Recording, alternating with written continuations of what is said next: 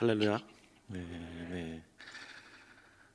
오랜만에 이 코로나 상황 속에서 대면 예배를 드리게 되는데 참 좋네요. 그리고 무엇보다 참 아름답다는 생각을 앉아 있을 때 하게 되었습니다. 왜 이렇게 기쁜지.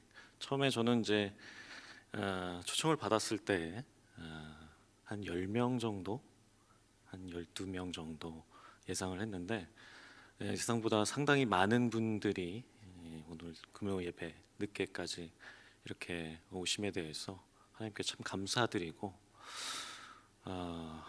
오늘 말씀이 그저 저의 경험과 저의 해석으로 이루어진 말씀이 아니라 하나님께서 주신 말씀을 잘 들어서 주님의 입술로 내뱉는 말씀이 되게 해달라고 기도했습니다.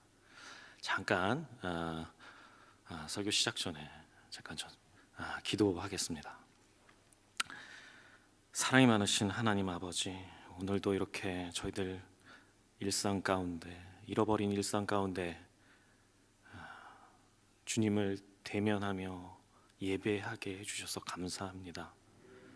그저 저희들 마음속에 하나님의 중심이 살아있게 하시고 하나님의 영광이 살아있게 하셔서 저희들이 습관적으로 드리는 예배가 아니요 진실로 주님의 마음과 주님의 심장을 담아 주님의 임재하심과 주호할 수 있는 예배가 될 수 있도록 아버지께서 인도하여 주시옵소서. 예수님의 이름으로 간절히 기도드리옵나이다. 아멘. 좋습니다. 오늘 예배가 좀 길어질 수도 있고요, 생각보다 좀 짧아질 수가 있습니다. 청년부만 있는 줄 알았는데 우리 청년 한 8부, 9부 분들도 계시고, 그래서 너무나 영광이고, 실은 이제 소 목사님하고는 제가 미국에 신학교에 있을 때 아직도 그 첫 모습이 잊혀지지가 않습니다. 도서관에 이렇게 올라갔는데 도서관 로비에서 우리 인자하신 소 목사님께서 저를 처음 딱 보시더니 그런 얘기를 하시더라고요. 왜 왔어? 하지마 목회. 목회 왜 하려고 그래? 그러시더라고요. 근데 참 아이러니컬하게도 어제 그저께 이렇게 신학교에서 같이 공부하고 장난치고 밥 먹던 시기가 어제 같은데 소모 목사님께서 또 저를 초청하여서 강사로 불러주심을 너무나 기쁘게 생각합니다.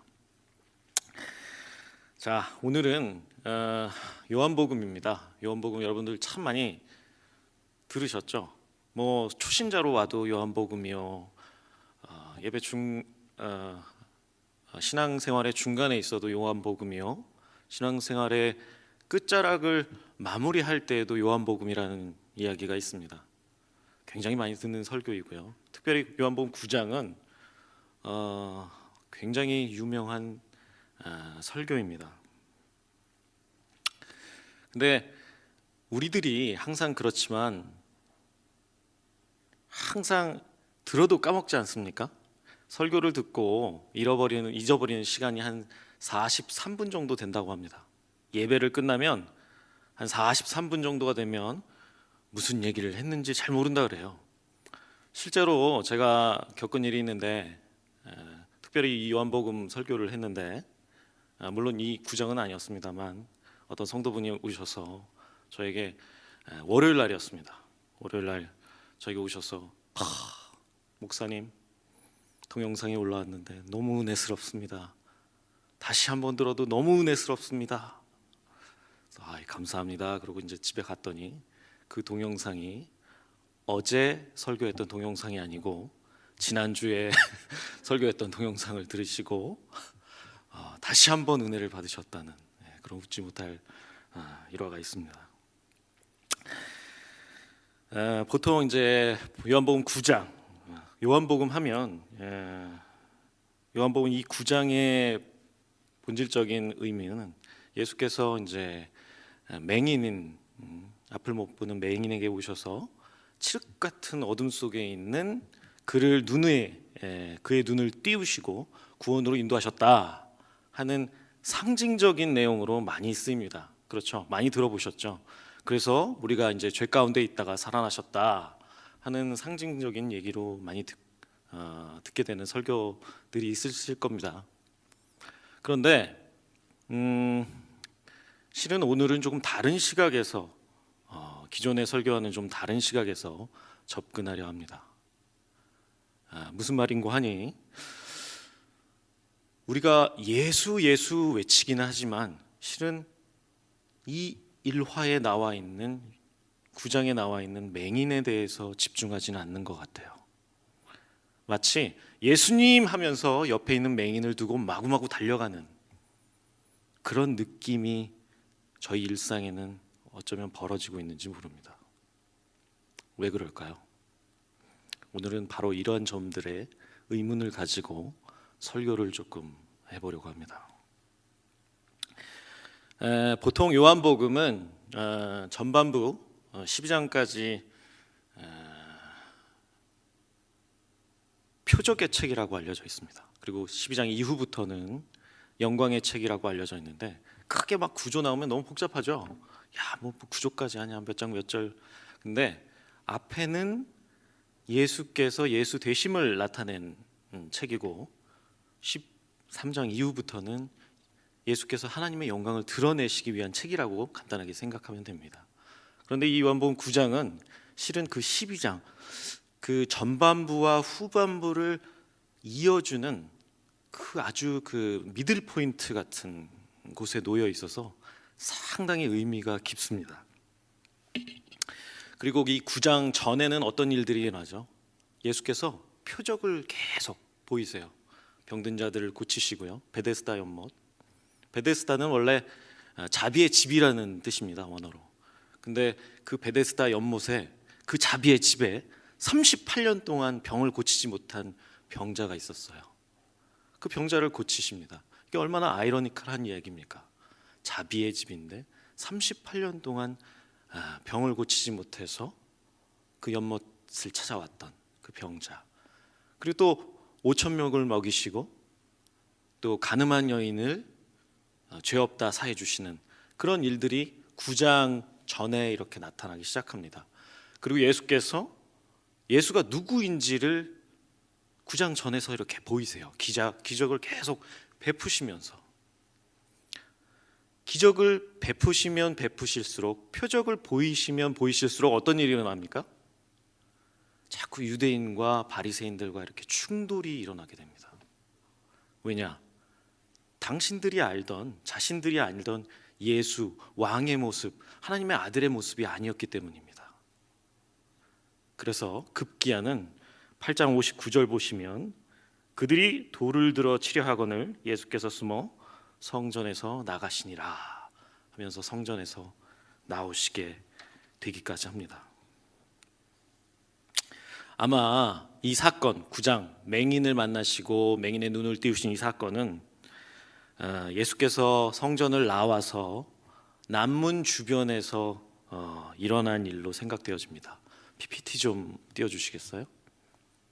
아유, 너무 작네요. 잘 보이십니까? 지금 이제 그 이렇게 빗금친 부분이 예루살렘의 성전인데 이렇게 빨간색으로 되어 있는 부분에서 이렇게 밑으로 내려와 있죠. 빨간색 동그라미가 위에도 하나 있고 밑에도 하나 있는데 밑에 있는 것이 실로암 연못입니다. 그래서 이 맹인이 눈을 띄고 나서 성전에서 나와서 실로암 연못을 찾아가게 되었으니까 추정컨대 아마 예수께서 나오신 곳은 성전의 남문으로부터 실로암 어딘가로 추정이 됩니다. 그리고 사건의 흐름상 대략 때는 10월에서 11월 정도로 보입니다. 두 번째 유월절을 맞이하는 때였으니까.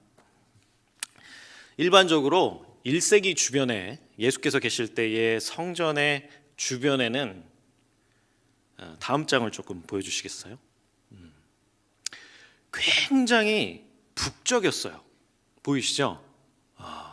왜냐하면 성전 주변에는 항상 사람들이 모여 있는데 성전에 들어가기 위해서 성전세를 내야 되고 염소도 사서 바쳐야 되고 또 향유, 옥합 이런 것들을 들고 가서 성전에 바쳐야 되기 때문에 지역 화폐로 바꾼다든지 하는 상인들이 성전 주변에 상당히 많았습니다. 그래서 항상 북적이던 곳이었어요. 성전 주변, 특별히 문 앞에는 그랬습니다. 그리고 이런 상인들뿐만 아니라 어떤 사람들까지 있었냐면 굉장히 사회에서 소외된 약자들, 장애인들, 그런 그룹들이 모여 있었어요. 상인들과는 별개로. 왜냐하면 교회 주변에 예전에는 좀 그런 부분들이 많았는데, 교회에서 나오시는 분들한테 이렇게 적선을 받는다고 하죠. 교회 갔다 오면 착해지기 때문에 조금이라도 이제 좀 더 받을까 싶어서 생계를 유지하기 곤란한 장애인들이나 사회적 약자들이 성전 주변으로 모여들고 성전에서 나오는 사람들에게 구제를 요청했습니다. 그래서 생계를 유지해 갔어요. 우리들이 생각하던 그런 성전의 어떤 경건하고 엄숙한 이미지와는 굉장히 달랐죠. 그래서 여러분들 한번 생각을 한번 해보시기 바랍니다. 성전 주변에는 굉장히 많은 사람들이 있었고 거의 시장통 비슷한 상황들이었어요. 북적북적거렸고요. 뭘 사세요, 뭘 사세요 라는 얘기도 있었고, 염소를 사세요, 이 염소는 흠이 없는 것입니다 그런 얘기도 있었고, 족발을 앞다리를 시켰는데 왜 뒷다리를 주느냐, 싸우는 사람도 분명히 있었을 테고, 너무나 많은 일들이 벌어졌을 겁니다. 이런 배경을 뒤로 하고 이런 북적북적거리는 상황 속에서 제자들은 어떤 생각을 했을까요? 제자들 한번 생각해 보십시오. 남문을 딱 나왔습니다. 당시에 버스가 있었겠습니까? 뭐가 있었겠습니까? 다른 곳으로 이동을 해야 하는데 버스가 없고 숙소가 마땅치 않으므로 현재 어디서 어떻게 거쳐서 밥을 어디서 먹으며 여관은 어떻게 해서 잡으며 하는 생각들로 막 북적였을 거예요. 제가 추정컨대는 그렇습니다. 근데 여러분들 이제 이서진 씨 나오는 꽃할배라는 거 보셨나요? 네? 거기 보면은 나이 많으신 우리 배우분들을 모시고 이서진 씨가 막 구애로 다니죠. 근데 실은 이서진 씨는 뭘 할 수가 없어요. 구경을 할 수도 없고 잠깐 이제 관광 나가실 때마다 살짝 쉬시는 것뿐인데, 예수의 제자들은 분명히 비슷한 상황이었을 거예요. 그리고 그 전에 있었던 일들이 그렇게 유쾌하지 않은 상황이었기 때문에 계속 자기네들끼리 어떤 얘기를 했을 겁니다. 아니 도대체 이 왕을 못 알아보고 말이야, 그러면서 머리는 복잡하고 굉장히 그 재래시장통에서 북적북적거리는 사람들 속에서 길을 지나가셨을 겁니다. 바로 이 혼란스러운 시점에서 이야기가 시작이 됩니다. 다음 PPT를 좀 보여주시겠습니까? 본문으로 제가 한번 이 상황을 좀 재각색을 한번 해보려고 그래요. 지루하시더라도 눈을 감지 마시고 뇌를 켜시고 잘 들어주시기 바랍니다. 처음에 이 요한복음 9장 1절을 보시면 어떤 얘기가 나오냐면, 이 이야기가 어떻게 시작되는지에 대해서 한번 생각을 해보셔야 됩니다. 이 구절이 어떻게 시작되죠? 누구로부터 시작됩니까? 한번 읽어볼까요? 첫 단락만 좀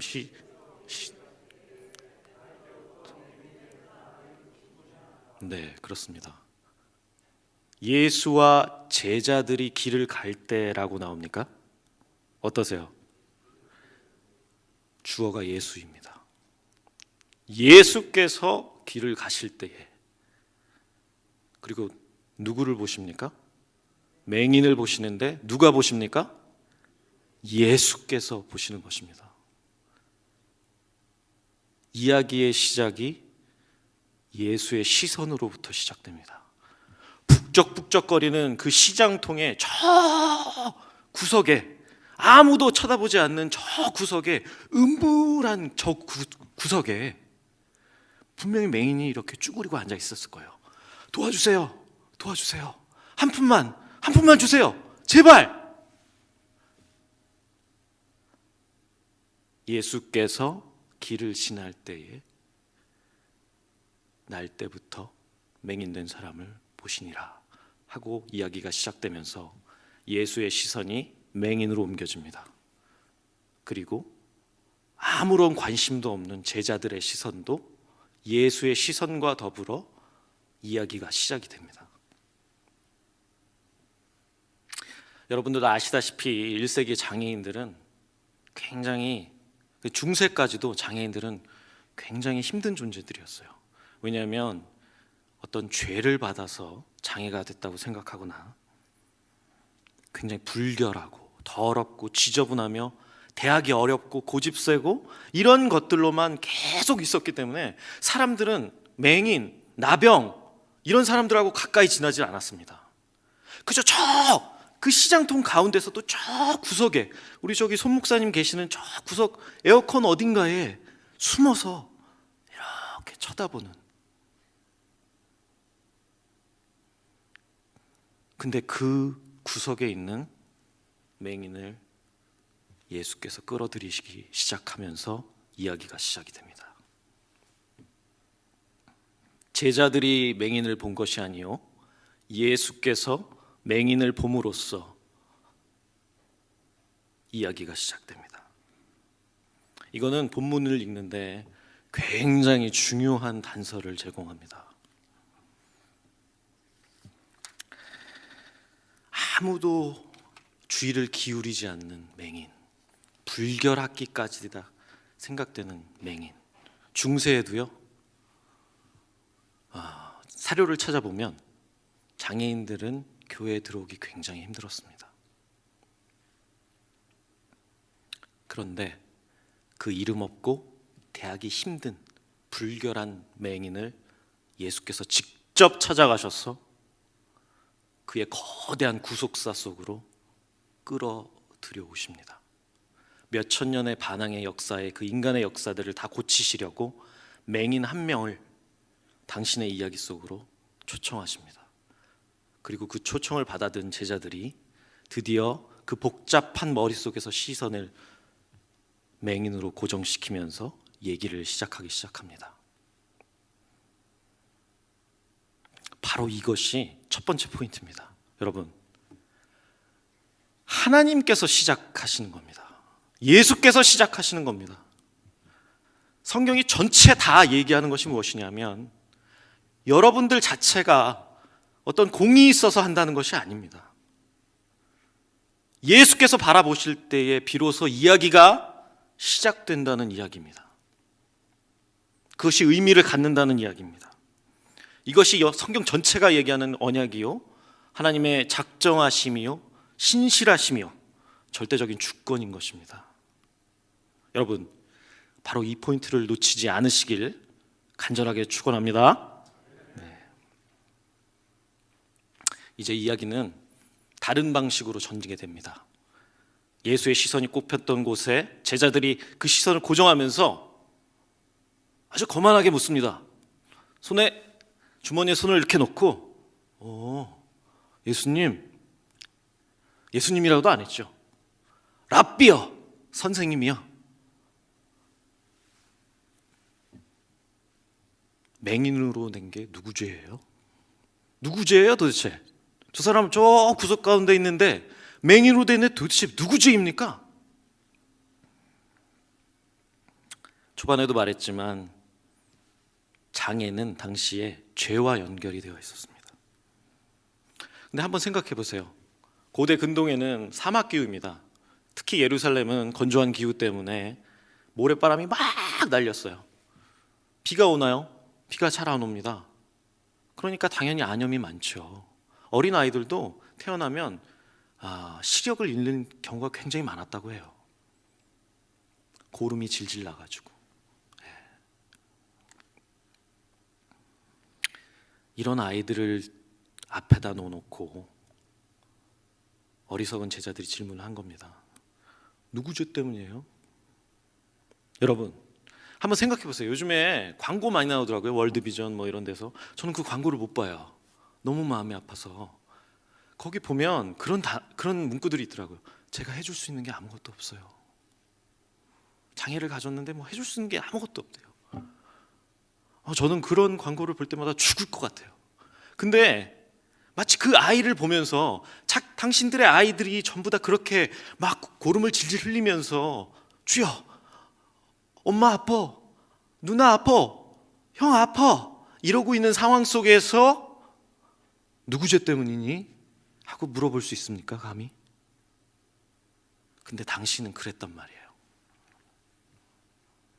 근데 이 물어본 사람들이 어떤 사람들이었냐면 예배를 아주 철저히 지켰던 사람들이에요. 성경을 신약부터 구약까지 거의 다 외웠던 사람들입니다. 1분도 안 늦고 거의 성경뿐만 아니라 모든 율법서들, 유대 율법서는 굉장히 두껍습니다. 성경 외에로 막 두꺼운 책들이 이만큼 있어요. 그런 책들을 달달달달 외웠던 그런 사람들이 지금 힘들고 어렵고 소외돼가지고 저기서 생산성이 없어서 돈을 적선을 해서 살아가는 그 맹인에게 물어봅니다. 누구 죄 때문입니까? 그 바로 앞에서. 어쩌면 그들의 예배는 종교성을 채우는 대상이었을 수도 있습니다. 여러분 종교성 들어보셨죠? 네. 종교성 굉장히 무서운 얘기입니다. 이 세상에서 뭔가를 섬기지 않는 부족은 단 한 부족도 없대요. 전 세계에서 뭔가를 섬길 대상이 필요한 겁니다. 항상. 근데 그게 우연히 하나님인 거예요. 그저 예배드릴 대상이 필요한 겁니다. 왜냐하면 예배드린 나의 모습이 의롭기 때문에. 성경을 달달 외우는 다른 사람 앞에서 보여줘야 직성이 풀리는 내가 의롭기 때문에 예배를 드린 것입니다. 어쩌면 이 제자들도 그랬겠죠. 근데 참 재밌는 것은 이것이 현재에도 일어나는 현실입니다. 교회가요, 장애인들을 어떻게 대하고 있는 줄 아십니까?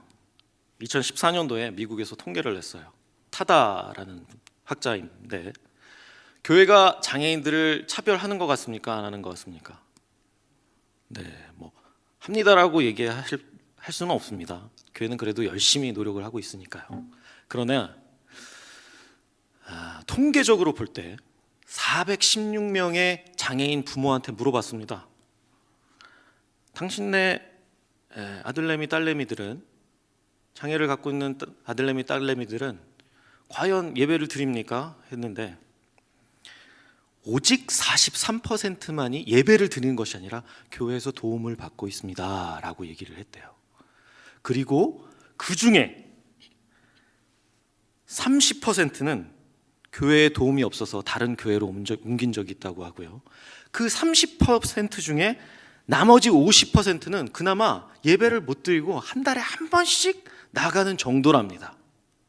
그 대부분의 이유가 무엇이냐 하면 시끄럽다고 합니다. 저는 그 단어를 너무너무 싫어합니다. 요즘 코로나가 많이 있는데요, 미국에서 전화가 왔어요. 저스틴이라는 친구의 엄마인데 어딜 못 나가니까 엄마를 계속 때린대요. 등치가 이만해요.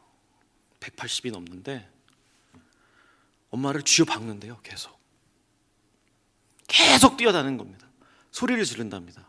한 달에 일주일은 있잖아요, 잠을 하나도 안 자요. 자폐. 그리고 한 달에 한두 번은 계속 간질로 병원에 갑니다. 미국은 병원이 어떤 줄 아세요? 한 번 가면 3,000불, 300만 원, 400만 원씩 나와요. 막 울면서 전화가 왔어요. 어떻게 해야 되냐고. 교회에서도 받아주질 않는데요. 여러분, 이 제자들과 비교했을 때 우리의 현실은 어떻습니까? 우리는 우리의 연약한 친구, 형제, 자매들을 예수의 시선으로 끌어안고 있습니까? 저한테는 아주 놀라운 간증이 있습니다. 미국에서 사역할 때였습니다. 부모님들 모임이 있었는데요, 그 장애인 부모님들의 모임이었습니다. 한 40-50명이 모였었는데 그 중에 ADHD를 갖고 있는 충동성 장애, ADHD를 갖고 있는 주의력 결핍 장애죠. 근데 충동성이 있습니다. 그 친구들은 갑자기 예배 보다가 막 주차장으로 뛰어나가서 차에다 그냥 자기 몸을 던져버립니다. 근데 그 친구를 데리고 왔어요. 어디 데리고 갈 데가 없대요. 엄마가 혼자 놔둘 수도 없고 누구를 봐달라고 할 수도 없고 그냥 데리고 왔어요. 근데 그 세미나를 하는데 한 5, 60명이었습니다. 너무너무 시끄러웠어요. 막 난리가 났어요. 앞에서 막 스피커 막 부시고, 이거 지금 뭐 이렇게 마이크 톡톡 쳐도 얼마나 시끄럽겠습니까? 그런데도 불구하고 계속 떠드는 거예요. 근데 재밌는 건 그 자리에서 제가 느꼈던 건 뭔지 아세요? 단 한 명도, 거기에 있는 부모 중에 단 한 명도 그 아이가 무엇을 하는지에 대해서 집중하지 않고 목사님이 하시는 얘기에 대해서 집중하는 겁니다. 아무리 시끄러웠고 어렵고 힘들어도 그 장애인 부모님들은 거기에 대한 공감대가 있었어요. 내가 쳐다보지 말고 주님을 쳐다보리라. 내가 쳐다보면 저 부모도 너무 힘들고 시선을 받으리라. 그저 주님의 말씀에만 집중하리라. 그런 암묵적인 건강한 신앙, 견고한 신앙이 그 자리에 있었습니다. 너무나 엄숙했어요. 시끄럽지만 엄숙했습니다. 근데 그 자리에서 집중을 못하는 한 사람이 있었어요. 누군지 아세요?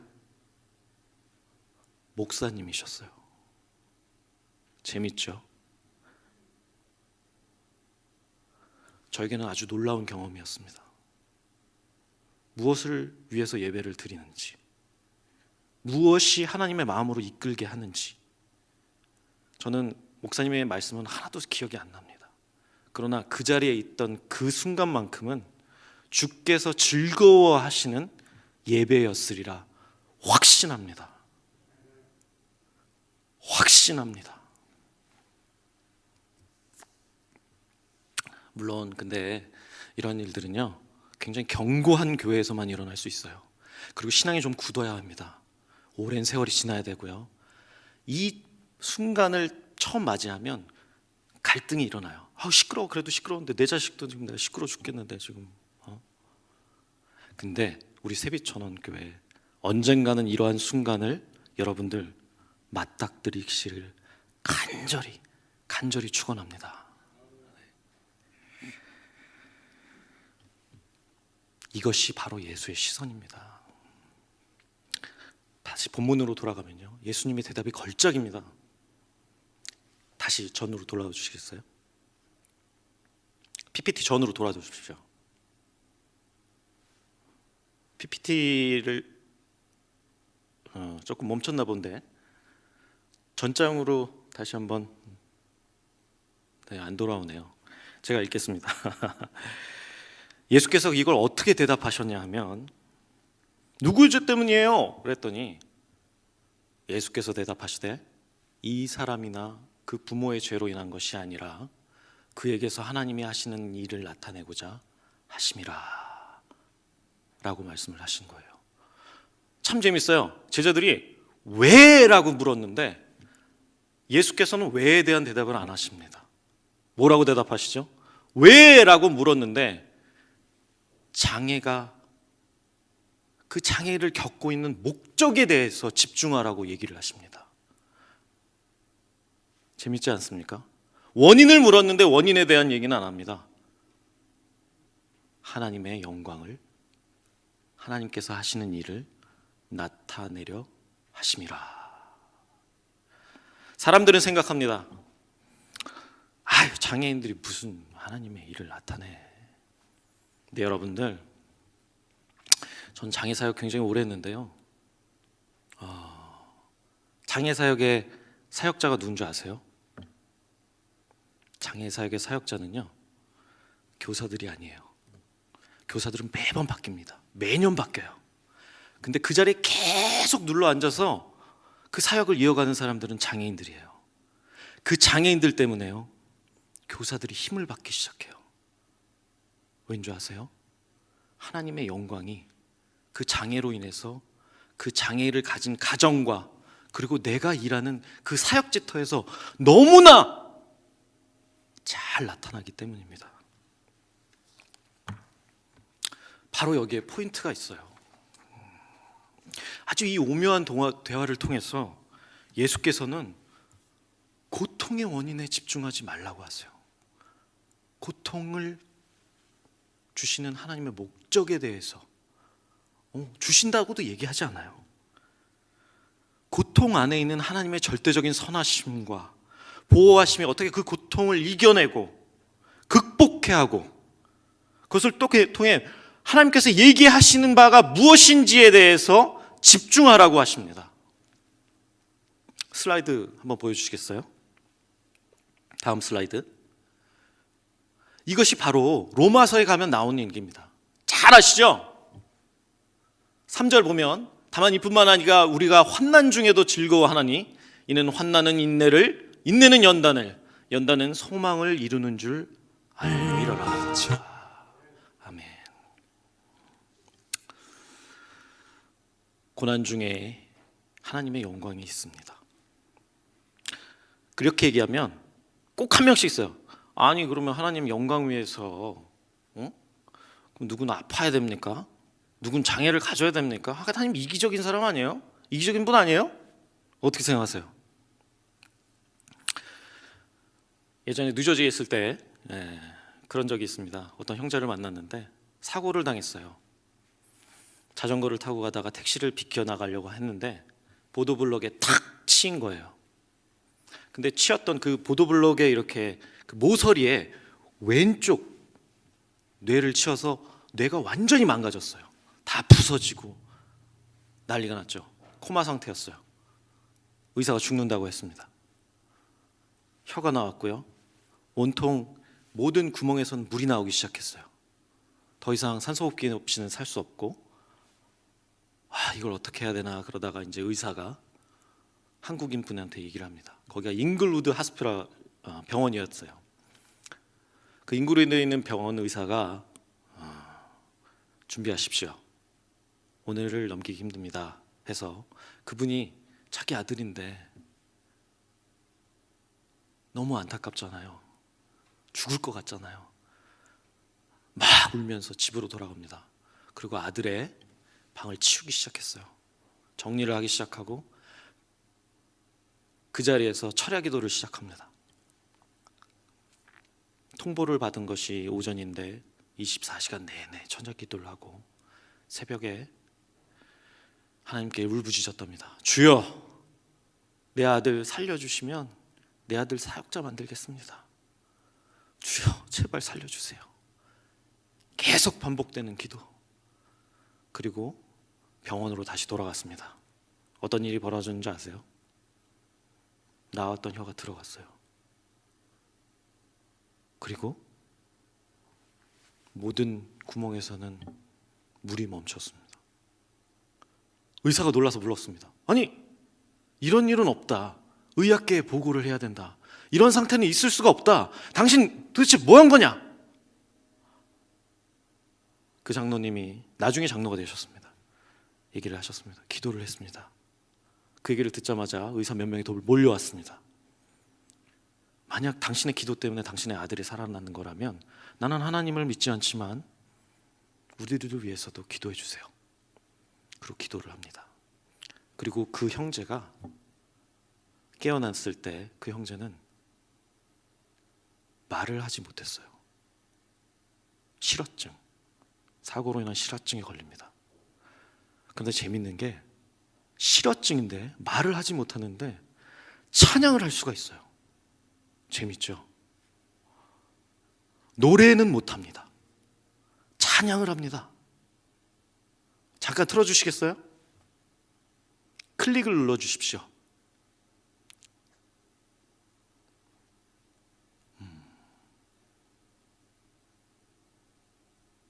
아까 찬양이 나오다 말았는데 내 감은 눈 안에 이미 들어와 계신 예수님, 나보다 앞서 나를 찾아주시네. 내 뻗은 두 손 위로 자비하심을 내어주시니 언제나 먼저 나를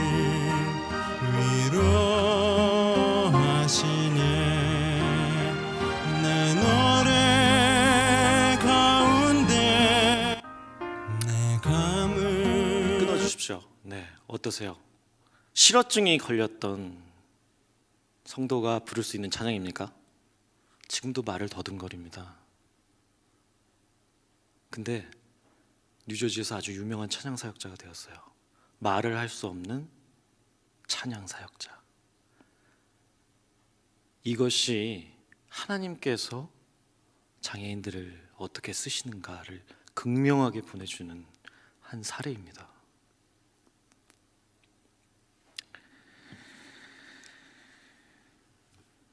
물론 그 이후에 장로님이 얘기하셨습니다. 우리 원석 형제예요. 원석이가 사고당한 것을 감사하게 생각합니다. 원석이가 없었더라면 우리 가족 전체가 뭉치지 못했고 우리 가족 전체가 온전하게 하나님께 의지하지 못했을 것입니다. 하나님께 감사드립니다. 찬양 사역자로 세워주셔서 감사드립니다 라고 간증하셨습니다. 그리고 그 이후에 증세도 점점 호전되었고요. 결국 하나님 앞에서 기뻐하는 찬양 사역자가 되었습니다. 이것이 바로 하나님께서 구속사로 맹인들, 장애인들, 힘없는 사람들을 끌어들이신 이유입니다.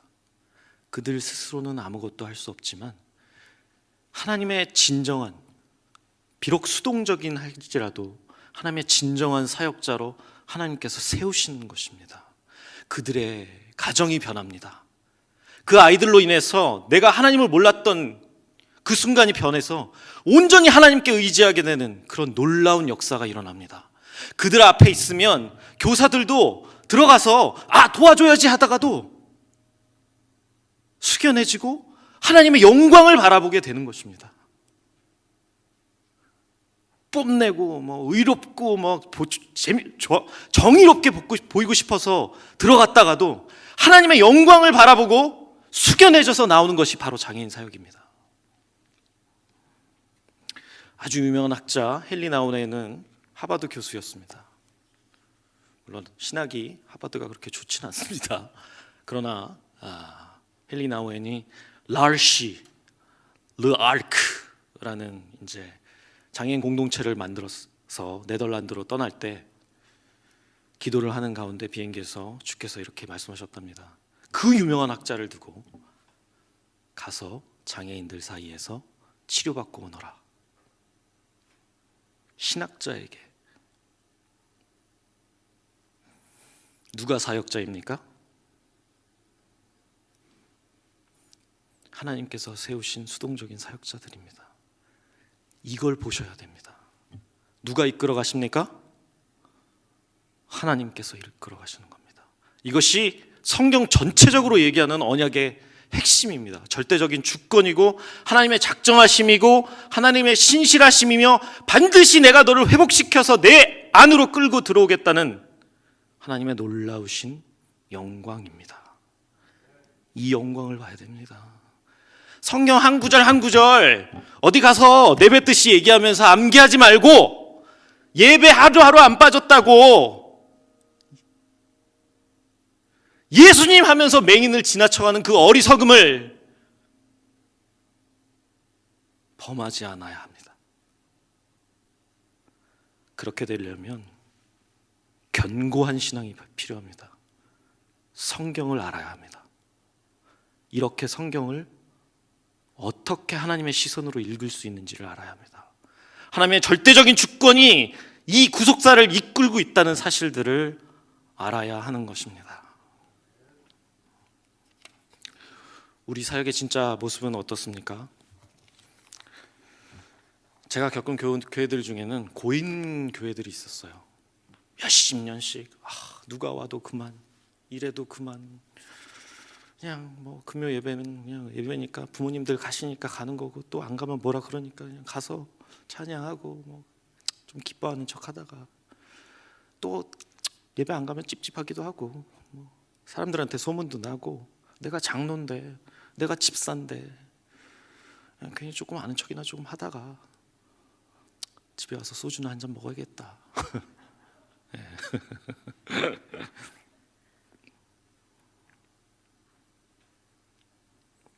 호세아 6장 6절이나 마태복음 12장 7절에 보면 하나님께서 원하시는 게 형식이 아닙니다.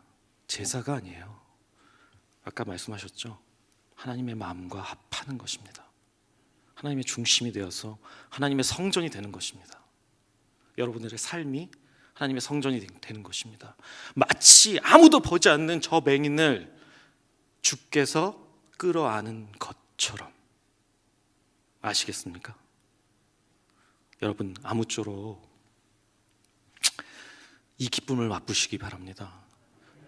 이 기쁨이요, 근데 그럼 기쁨 뭐예요? 막 하고 물어보는 사람들도 있어요. 근데 현실적인 말씀 드릴게요. 기쁨이요, 교회 간다고 기쁜 게요, 막 교회 간다고 기뻐 이게 기쁨이 아니에요. 그런 일은 있을 수 없습니다. 그런 일은 있을 수 없어요. 매번 기쁘면 그건 약간 조증이죠.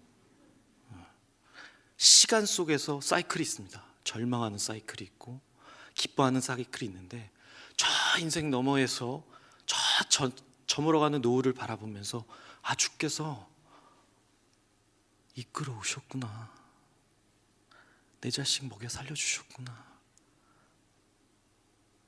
아무것도 못하는 내 장애인 아들 끌어 살려주셨구나, 그걸 바라보는 것이 기쁨입니다.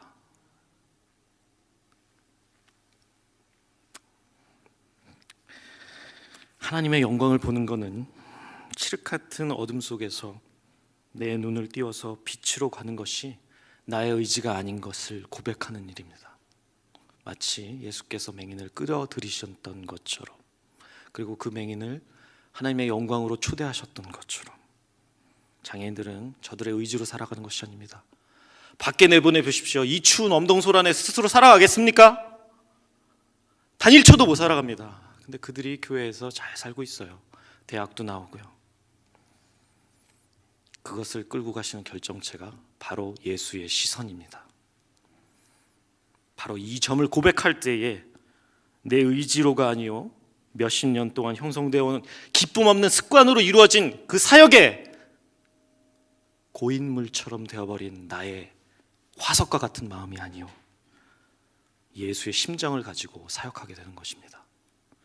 두근두근거리는 심장, 70이 되어도 80이 되어도 두근두근. 장애인들을 보면 두근두근. 어떤 하나님을 내가 볼 수 있을까?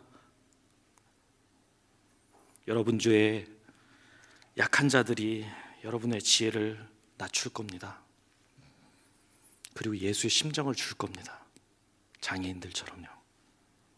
그리고 이 두근댐이 다시 그 약자들을 하나님의 강자로 끌어올리실 것입니다. 고린도전서 1장 27에 나오지요. 강한 자를 멸하시려 약한 자를 세우시는 하나님. 이것이 하나님의 원리입니다. 예수가 인간으로 온 원리입니다. 그리고 그 가운데 여러분은 하나님의 형상으로 지어진 하나님의 모습을 회복하게 되실 것이고, 조용한 기쁨을 누리실 수 있을 것입니다. 여러분들 이 기쁨 누리시고 싶으십니까? 아멘이 너무 작습니다. 기쁨을 누리시고 싶으십니까? 네. 다시 한번 과거를 되돌이켜 보십시오. 여러분들이 힘들었던 시절을 되돌이켜 보십시오. 누가 이끌어 왔는지. 지금 저 바깥에 있는 장애인들은 누가 이끌어 가는지를 바라보십시오. 그것이 하나님의 영광입니다. 태초에 이야기를 시작하시는 분도 하나님이었고, 맹인을 구원하시려고 이야기 속으로 끌고 들어왔다는 그 사실도 하나님에 의해서 시작됐다는 사실들을 고백할 때에 여러분의 진정한 영광과 사역의 기쁨이 있을 줄을 압니다. 아무쪼록 새빛전원교회 우리 송광수 목사님을 기축으로 주님을 진정으로 알아서 사역하시는 견고한 교회 되시기를 간절히 바라겠습니다. 기도하겠습니다. 사랑이 많으신 하나님 아버지, 감사합니다. 주여, 돌아보건대 저희들이 무엇입니까? 지금 환난 속에 있기도 합니다. 과거의 환난에 있기도 했습니다. 그리고 닥쳐올 고난도 걱정이 됩니다. 그러나 주여, 주께서 끌고 왔던 이 놀라운 역사가 주님, 저희들이 천국으로 올라갈 그날에 뒤돌아보며 내가 한 것이 아니고 오로지 주께서 끌고 오신 그 시선에 의해서 이루어진 것이구나 고백하는 저희들 되게 하시고, 그 영광의 비밀한 기쁨을 우리 새빛전원교회가 맞이할 수 있도록 성령으로, 예수의 심장으로 축복하여 주시옵소서. 예수님의 이름으로 간절히 기도드리옵나이다. 아멘.